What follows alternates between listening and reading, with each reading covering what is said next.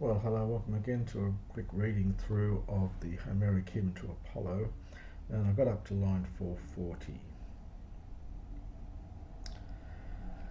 So at this stage the ship has landed, on which there are the sailors and there's Apollo in the guise of a large dolphin. So enth ek neos orusin anax heka ergos Apollon. So there, the far-working Apollo, Lord Apollo, the ek goes with the Orusin from Ornumi. So he leapt out from the ship, like to a star, meso amati, in the middle of the day. This has been noted that this is certainly imitated from Iliad 475, where Athena descends to earth like a meteorite. And Polai spintharides. Spintharis is a spark. So many sparks, potota, this is connected with petomai. It flew out, goes with the apo, flew out from him. And celas, a brightness, went into the sky. Ace aduton cat educe. So he went down into the aduton. Now the aduton, it's the sacred part of the temple, sort of perhaps a lower section of the temple. It's the one where only the priest can go. So he went down into just perhaps the temple here, through the very precious eritimone tripods. Now the word tripods, in fact, in front of the temple of Apollo at Delphi. Nth ara, and there he, in fact, dae from dio, he kindled a flame. Pephisco, revealing. Now it's ta ha kala. The kala are his shafts of light. It's some kind of supernatural light which accompanies his epiphany. So it's something like making manifest, and the ha here is a personal adjective, so his. So his. So making manifest his shafts of light. And brightness, celas, held all of Chrysi. High goes with the alakoi, and the women of among the Chryseans, so the wives of the Chryseans, Olaluxan, began wailing, going olololalu, screaming out, and also the beautiful, the daughters with the beautiful waists, or beautiful belts, literally, girdles perhaps. So the beautiful girdled daughters, they all cried out under the ripae. Well, funny word here, it's probably under the impulse or something of Phoebus. Under the force of Phoebus, under the impulse of Phoebus. For great fear literally fell into each person. Great fear came upon each person. And there, now the host, notice the accent, it goes with the word before. So like a thought, there, or from there, well, out and then or something.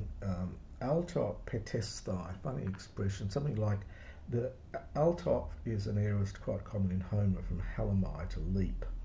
So, and then we get an infinitive. He leapt to fly. So we would say, like a thought, he took a flying leap from there again onto the ship. So aute again here, I think, sorry, would be better. And so from there again, like a thought, in other words, very quickly, he took a flying leap onto the ship, likened to a man, so became like a man who is aitzeos, something like vigorous or strong and mighty, and protebe, in the first part of his youth. Aluminos from aluo, meaning to cover. So literally covering his broad shoulders with his hair. So with his broad shoulders covered by his hair, by his shiny hair, perhaps kaite. So he's got long hair. So it's enfolding literally his broad shoulders with his long hair. Might be better there. Kai speas phonesis, and having spoken, he addressed them with winged words. He addressed winged. It takes a double accusative. He addressed winged words to them. O xenoetines esti, O strangers, who are you? Pothin plaith. Now this is from pleo. So from whence have you sailed? It's pleete. It contracts and then we get epsilon drops out and we get aspiration before the H here. So from whence have you sailed on these hugra kelutha? Very Homeric expression in the Odyssey. Literally these damp ways.